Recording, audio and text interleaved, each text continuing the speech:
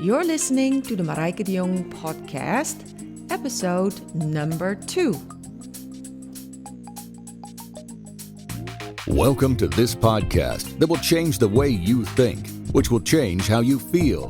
Therefore, change what you can do so you'll get the results you are looking for.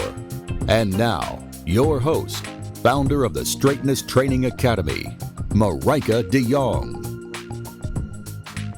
Hi there, welcome back to my second podcast, and thanks so much for your patience. I took a while, but I'm back. And today we're going to talk about why we feel bad, mad, and sad, and why we're supposed to experience negative emotions. And that sounds fun, right? Yeah.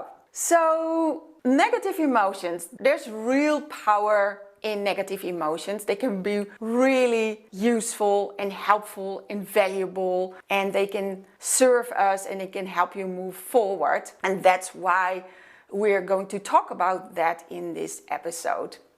For example, there's real power in the emotion of disgust, and that's the moment you say, I've had it. And whether you've had it with something small or something major, the day you said, I've had it, that may not be the day it ends, but the day it begins. Okay, so let me give you an example. Let me share a personal experience with you from over 15 years ago. So I am 35 and I just made some stupid decisions. And these decisions result in having no house, no job, no money, no car, no relationship, no career. So I'm in my 30s and I'm hitting rock bottom. And not completely, because I still have a horse and a dog and a suitcase, but that's about it. So thanks to some stupid decisions. And at age 35, I'm broke. You could say that. And being broke is bad, but being stupid is what's really bad, you know? And what's really, really bad is being broke and stupid, right? Nothing much worse than that at the age of 35. Unless you're sick. And I'm really sick and tired of being broke and stupid. Because that's about it, you know. That's about as far you can fall at the age of 35, right? Being sick and tired and broke and stupid. That's about the end of the world, you know. Unless you're ugly. And you see, I worried a lot back then in the day, and I was looking in the mirror and I had not enough sleep, and I had these dark circles under my eyes, and I was like, look at me, ugly, sick, tired, broke, and stupid. That's the ultimate negative life, right? So that was me one day at age 35. That was the day I said, enough, I've had it. I don't want to live like this anymore. So that was disgust. It's really a really powerful negative emotion, because in my personal situation, it changed my life and it helped me turn my life around. And I built the Straightness Training Academy from scratch because of that emotion. So sometimes it doesn't take much to alter your whole life direction. It just takes one negative emotion, okay? And let me quickly give you the 3 negative emotions that can change your life in one day. So here they are. It's disgust, discomfort, and disappointment. And these are really powerful negative emotions. These emotions can really lead to a change in a heartbeat, and they are an opportunity for transformation, and they really make you stronger, you know. And often our best success comes after our greatest disappointments, right? And thanks to the discomfort, you can change like a caterpillar transforms into a butterfly. So our willingness to be present with disgust and discomfort and disappointment, that is the ultimate ticket to growth and freedom. Because the only thing that can rob us from self-mastery and self-growth and self-actualization, that is resisting our negative emotions or avoiding it. All right, so of course people will say like, yeah, but you don't understand the disappointment I've had. Well, the good news is that everybody has their share. Disappointments are not special gifts reserved for the poor and the special snowflakes. Everybody has them, you know. There are thousands and thousands of people on this planet who have experienced more disappointment and tragedy than we know, and who used it as a stepping stone to what lies ahead, and it made them resilient, and they used their negative emotion as fuel to overcome troubling times and to turn around their trauma and reach their dreams and to give back to the world. So today we're not going to talk about how to get rid of negative emotions so that we can live happily ever after. No, we're not going to do that. We are going to bust the idea that we should be without negative emotions, and we explore the idea that they can work for us instead of against us, and that's what we're going to talk about today. All right? So I'm glad you're back, and thanks so much for the feedback on episode number 1 and that you liked that very first episode. That's really cool. You sent me all these messages and these wonderful emails, and I appreciate all your reviews and all the subscriptions and the shares and the 2,000 downloads. Yeah, everything you guys have done, I really do appreciate it. And it's so cool that you're here for episode number 2. But before we dive into this episode, I just wanted to let you know that this episode builds on to episode number 1.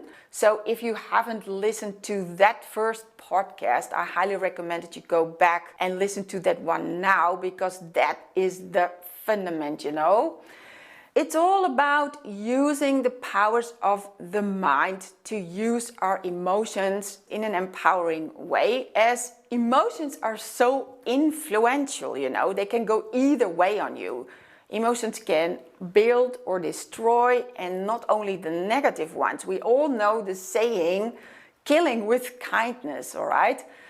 On the other hand, a negative emotion can have a very positive impact on you if we employ the emotion properly, and we need our brain powers to do that, all right? You see, if you look at our brain, it's very similar to reptiles and animals, and 200,000 years ago they didn't reset that brain and redesign it from the ground up for humans, you know. What they did, they just put the medial prefrontal cortex right on top, which means we still have those animalistic tendencies like fight and flight. So we act out, we blow up, and we freak out in a reactive way. But now we also have the ability to express emotions of fear and anger in responsible ways. And thanks to our prefrontal cortex, which is located at the front of our forehead above your eyes. Yeah, that thanks to the powers of the mind, we can use our emotions in responsible ways and in an empowering way. All right, now before we dive into the reason why we're supposed to have negative emotions, let's have a look at the spectrum of emotions. And do you know how many different emotions we have as human beings? And some people say 27, and some people say 4,000. As Shakespeare, he sort of invented a lot of subtle variants, you know. So nowadays there are 4,000 different emotions in the English language. But I did some research, and some articles mention over 30,000 distinguishable emotions worldwide. Can you believe it? And To manage all these emotions, what we do in our Scholars program is we simply use 4 categories of emotions, and these 4 are bad, mad, sad, and glad.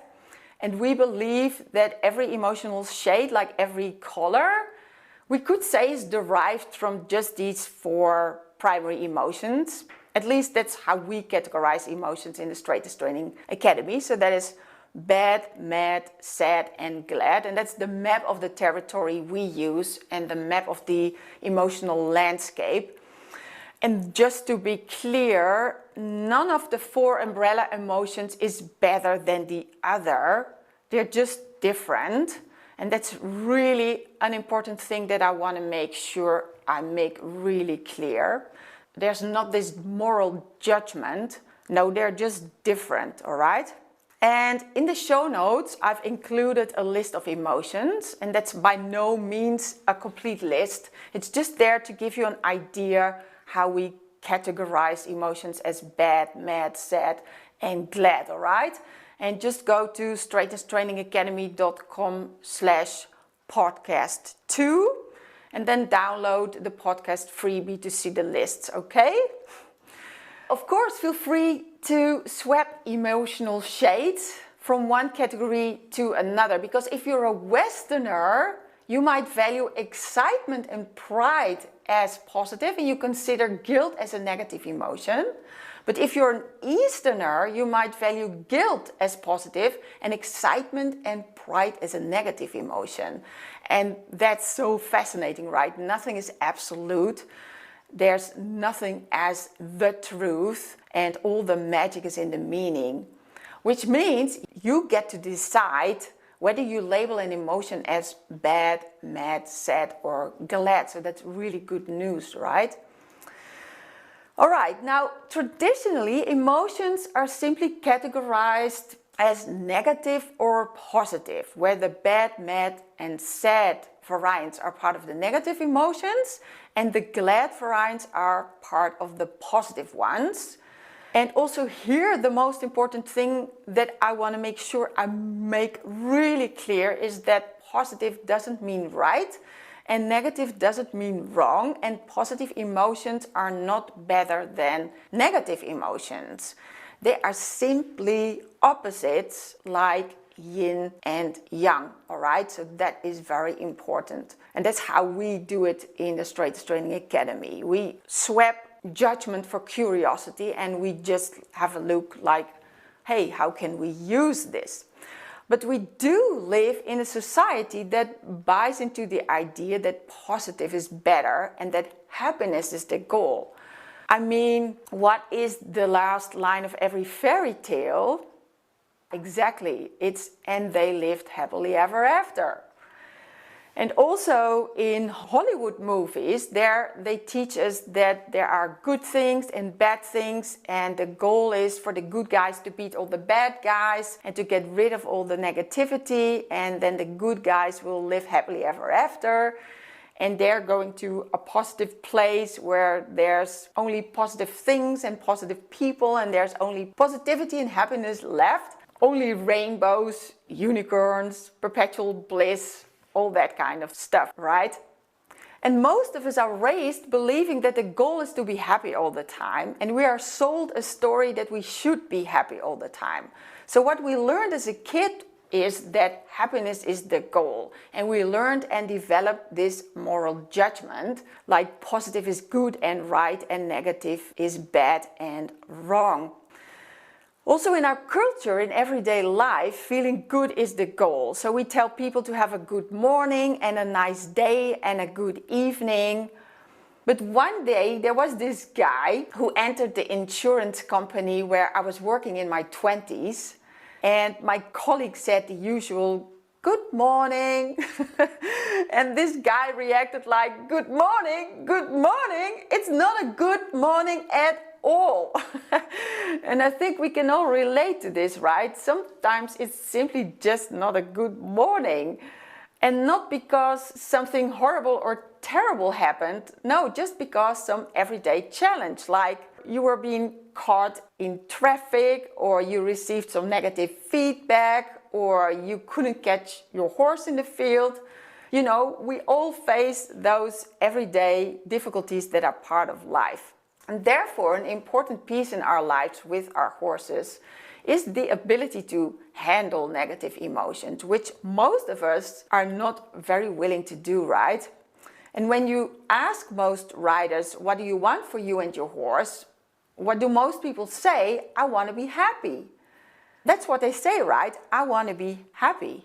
And the idea is being reinforced by social media, where it seems like everybody's happy and successful, and everybody's having a good time with a happy family and a happy life and happy horses, all captured in happy pictures, and everybody on Facebook and Instagram and TikTok is happy and positive all the time. Everybody but us. But the reality is that none of us is able to live up to these ideals, all right? So you see happy birthdays, happy holidays, happy Christmas, happy New Year, happy weddings, happy anniversaries. And it all comes with high expectations of perfect, positive people enjoying celebrations and living happily ever after, right? But the reality is that we're not happy all the time. In reality, both positive and negative emotions are part of the human experience. And it's like yin and yang, and positive and negative, and winning and losing, and light and dark. That's the human condition we all share. We didn't come to the planet to be happy all the time, right? I mean, does it fit your life experience? I think you collected quite some evidence over the years, you know, that it's not possible to be happy and positive all the time. Just look at the course of your own life and the journey with your horse, with the ups and downs and successful times and hard times, and the good, the bad, and the ugly. So already your own life experience busts the idea that we shouldn't have negative emotions. So yeah, let's make a note of that. Number one, that busts the idea that we should be happy all the time, which is your own life experience. But you and I know that feeling negative emotions is as much part of the human condition as feeling positive emotions. And sadness is just as much part of the human experience as happiness. And I don't know about you, but besides that I am not happy all the time, I don't want to feel happy all the time. And I don't want to feel 100% happy when I'm around my horses, you know, and I don't want to feel positive about everything that happens with my horses. I mean, I'm giving the full spectrum of emotions to feel both positive and negative. And when certain things happen with my horses, I really want to feel a negative emotion. So I want to feel sad, you know. Like a few weeks ago, my horse Maestro, he was rolling on the ground and he slipped into a ditch. So we were absolutely not happy about that. And instead, we were shocked and worried, which were very useful negative emotions in that moment, as it pushed us in positive action and it fueled us to get him out of there ASAP, you know. And so with 4 people, we were able to get him out of the ditch really fast. And only then we felt glad that we were in time and that we have great neighbors and that we could get him back on his feet. So this is the thing, you know. If we would have been happy all the time, we've had to be a sort of sadist, you know. That is someone who derives pleasure from when a horse is suffering in a ditch. But if you're like that, they'll come and take you away, right? So therefore, if you experience a negative emotion, if you're capable of feeling bad, mad, and sad, that's actually good news, right? It means that you're not a sociopath. In fact, you're just a normal human being experiencing the human condition with the full spectrum of negative and positive emotions. So this podcast is not about how to become a sociopath and how to feel happy all the time, no matter what. No, it's about how to be human. And it's not about how to be half human with only positive emotions and resisting and avoiding the negative ones. No, it's about being fully human with both positive and negative emotions. And it's about how to accept and allow and use those emotions in an empowering way. All right, number 2, that busts the idea that we should be happy all the time. That is having a horse. That is the number 1 experience in life that busts the idea that we should be happy all the time. I mean, when your horse has a colic or a hoof abscess or whatever injury, you don't want to be happy, right? And here's the thing, how long does a horse live? I mean, much shorter than us, right? A domestic horse lives around 20 to 35 years. So in a way, by starting a relationship with a horse, we set ourselves up for sadness, right?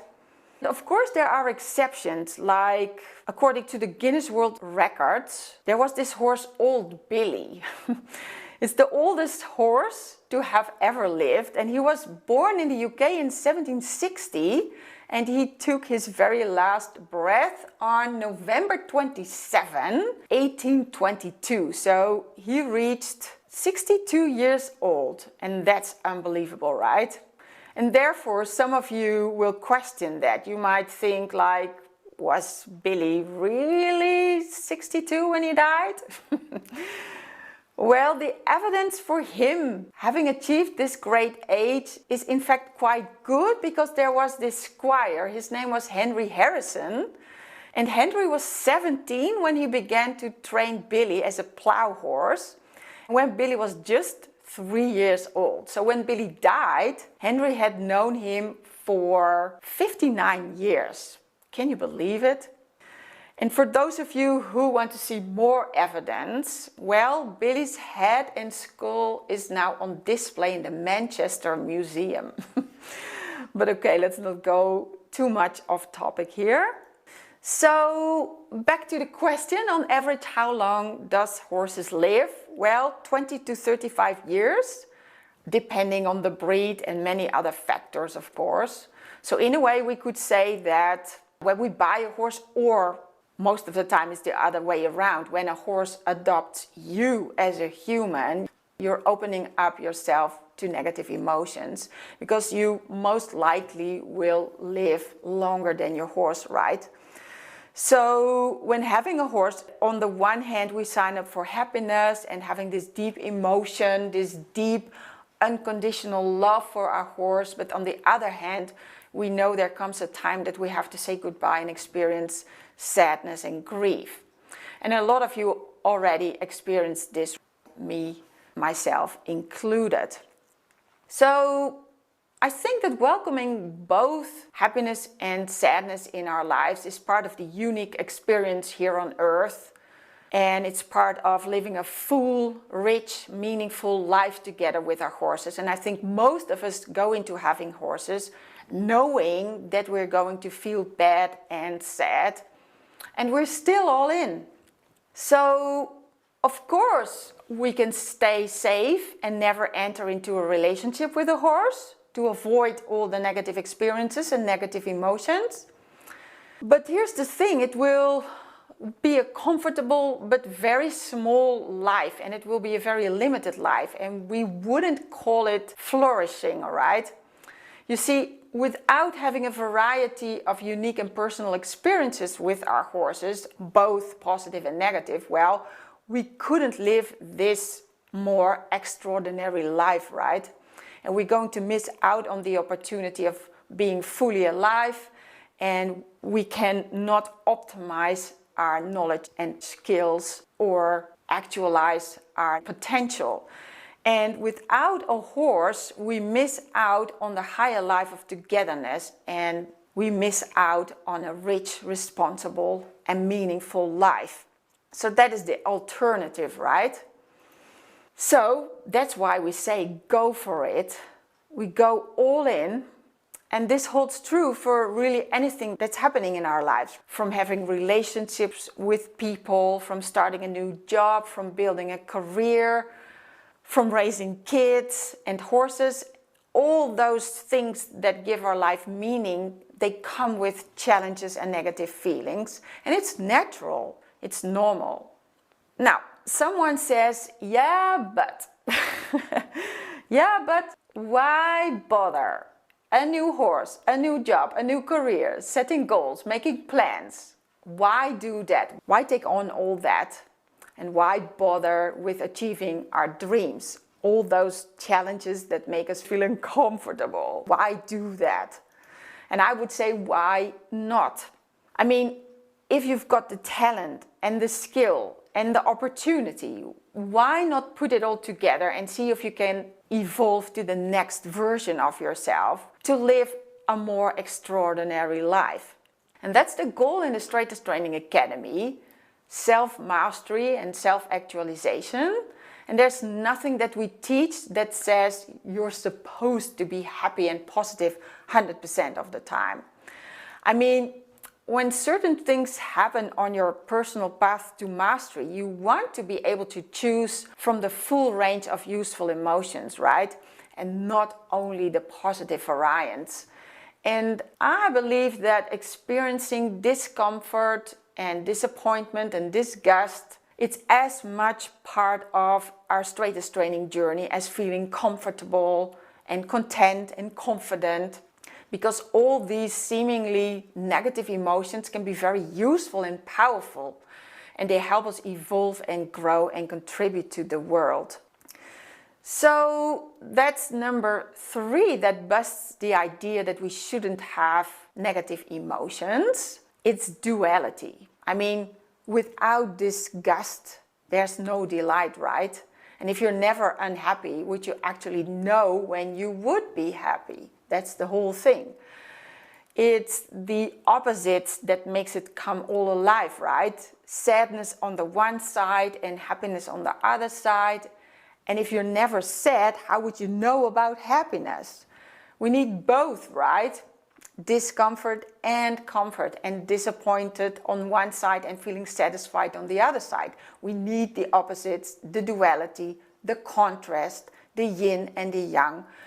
The opposites are part of the deal. It's how everything in the universe is set up, right? Night and day, ebb and flow, yin and yang, light and dark. So the goal is to use the contrast, the positive and the negative, the balance of both, just in order to live an extraordinary life and evolve to the next version of ourselves. So in the Straightness Training Academy, the goal is not to be happy and to eliminate negativity and negative emotions. The goal is to build upon our negative experiences and to learn from it and to use negative emotions as fuel for change and transformation. And this way, our Straightness training journeys keep flowing and we keep moving and growing, all right? Now here's the next one, number 4, that busts the idea that we should be happy all the time and that we should be without negative emotions. I don't know about you, but more often than not, my primitive brain is not only focused on positivity. It's more like the news, When we turn on the news, we don't necessarily focus on lots of good news. And also our inner crocodile tends to see the bad news. It likes the drama. And that's because our brain stopped growing 200,000 years ago. As I already said, we didn't get a brand new brain when we evolved. We just kept a sort of adding. So we have a kind of a higher level brain over a more primitive brain. And the higher part is the human brain. In the academy, we call that brain our Sherlock Holmes. And the lower part is the survival brain, and that we call our inner crocodile. And our inner crocodile still thinks that we're in danger every 5 minutes. And he definitely will bust the idea that we shouldn't have any negative emotions. So the inner crocodile, that's number 4. And it's really easy for our inner crocodile to get focused on the worst case scenario. And we have what the scientists and the psychologists tell us we have a negativity bias. Because back in the old days, when we're walking on the African savanna and there happened to be a sound in the bushes next to us, it made sense for us to think that that was probably a tiger, And we were much better off to assume the worst than to go, it's probably nothing, it's just the wind, or it's maybe a bird. See, if we got that wrong, well, the consequences of it actually being a tiger, they were deadly, right? And it literally meant that we weren't going to survive if we were only focusing on the negative, right? So expecting the worst and that we are in danger, that was part of our survival strategy. And in our pursuit of staying alive, we have negative thoughts and we're supposed to have negative emotions. That's what brought us here. So we can clearly see how negativity served us for the last 200,000 years, and our brain is still wired that way. You see, back in the Stone Age, the main goal was to stay alive, and negative feelings were considered to be very useful because they were part of a simple but important feedback mechanism, and it goes like this. Feeling good. If something felt good, we kept doing it. And if something felt bad, we stopped doing it. And that's really an important thing that I want to make sure I make really clear, that back in the day, we simply used feelings as important signals to survive. And feeling positive was only half of the part of the feedback mechanism. And the other part was very important too. The negative emotions, as feeling bad encouraged us to do something about a troublesome situation, You see, life was pretty dangerous for us as cave people, and we had to survive lions and bears and spears from other tribes who wanted to take our land and resources, and we had to survive thunder and lightning and falling rocks. So just existing, just living was a serious job, and just surviving was a 24/7 challenge with getting food and water and better shelter and weapons, while at the same time getting rid of predators and enemies and dealing with the forces of Mother Nature. And to do so, our caveman ancestors, all they knew was that sometimes they felt good and sometimes they felt bad. And that was all that they ever needed to know to survive. And it's the same with our horses, right? If something feels good, they keep doing it. And if something feels bad, they stop doing it. And that's why we can train them so easily, as we just tap into their survival mechanisms. I mean, operant conditioning is a sort of invented by Mother Nature. And I know B.F. Skinner gets the credit for creating the term operant conditioning, but animal trainers have been around for centuries, and they've always been effective in teaching falcons and elephants and pigs and dogs and horses based on this feedback mechanism. It's simply learning from consequences. So our horses learn when we do this, it has a consequence. And the consequence is that it either feels good or it feels bad. And when it feels good, they keep doing it. And when it feels bad, they stop doing it. So our horses are really like our caveman ancestors, and they use positive and negative feelings simply as important tools, as useful signals and helpful guideposts. And it's what keeps horses and humans alive and safe. It keeps us alive and safe. And that's why humans and horses aren't extinct species, right? Thanks to the simple but important feedback mechanism. So feelings in itself weren't good or bad, they were simply useful. And feeling bad was not bad, it was simply useful. So that is very important to realize. For example, back in the day, when you faced a mammoth or someone from another clan, you desired to feel anger. just to motivate yourself, to defend yourself and to stay alive, right? See, the anger resulted in better performance on this confrontational task. So feeling angry was really, really helpful, and it was really a useful negative emotion. And although our cavemen felt this negative emotion, they thought about it in a positive light, and the negative emotions had a positive outcome. So that's number 4 that busts the idea that we should be without negative emotions and that we shouldn't feel bad, mad and sad and that we should be happy all the time. It's our primitive brain, it's our inner crocodile. So let's recap this quickly, and the 4 things that bust the idea that we should be happy all the time and that we should be without negative emotions. The 4 things that bust those ideas is: number 1, it's your own life experience. Number 2 is having a horse and not being a sadist. And number 3 is the duality and the need for opposites and contrasts in your life. And number 4 is having a primitive brain that uses feeling bad as valuable feedback and that uses negative emotions to create positive outcomes. So no matter how much we aim for positive feelings, we're supposed to experience negative emotions. It's normal, it's natural, we need it, and we aren't hardwired to feel glad and laugh and dance all day long, you know. Instead, we are still wired to focus on possible danger and to stay alive. And therefore, it's not normal and natural to be 100% happy and positive all the time. So when we experience a negative emotion, nothing has gone wrong. And it doesn't mean there's something wrong with you.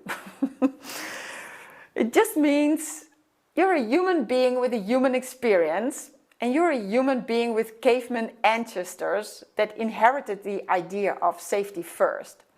And you're a human being with still a primitive brain inside that focuses on negativity and uses negative emotions as protection. So nothing has gone wrong here, and the only thing that goes wrong is when we label negative emotions as wrong. And that's what prevents us from showing up fully in the world today. I mean, what if you picked up a book and the first chapter said, everybody's happy. And chapter 2 said, everybody's happy and everything is fine. Chapter 3, everything is just fine. Chapter 4, everything is still just fine. Well, is this an empowering book? Is it useful? Would you finish that book? And the answer is no. It's empty, you know. What kind of book is this? The book of your life story and the journey with your horse, it's not going to be like this. It's going to be filled with the full experiences of the highs and the lows and the positives and the negatives and the ups and the downs. And it has lots of drama, but it has lots of useful, helpful, valuable life lessons in it. So an important conclusion we can make here is that when it comes to negative emotions, it's not a matter of good or bad or right or wrong. The question is the negative emotion useful? Is it helping you? Is it productive? Is it powerful? You see, I truly believe that negative emotions can really serve us if we learn the skill to accept and allow and employ negative emotions in an empowering way. And that's what we do in the Scholars Program. There we learn all the tools to manage and master our energy and emotions so that our emotions help us move forward, all right? Now, one of the tools we use is the 6 powers of the mind, which we spoke about in episode number 1. So if you haven't listened to that first podcast, I highly recommend that you go back and listen to that one now. Because if you can express your emotions in a responsible way, if you intelligently apply your emotions in a way that they can work for you, well, there's no telling what can happen in your favor. It really could turn your life around and that of your horse. But more about that in the next episode, to be continued. So talk to you soon. Okay, bye. Thank you for listening to the Marijke de Jong Podcast. It would be awesome if you would take a moment to write a quick review on Apple Podcasts. For any questions or more information, please visit us at straightnesstrainingacademy.com.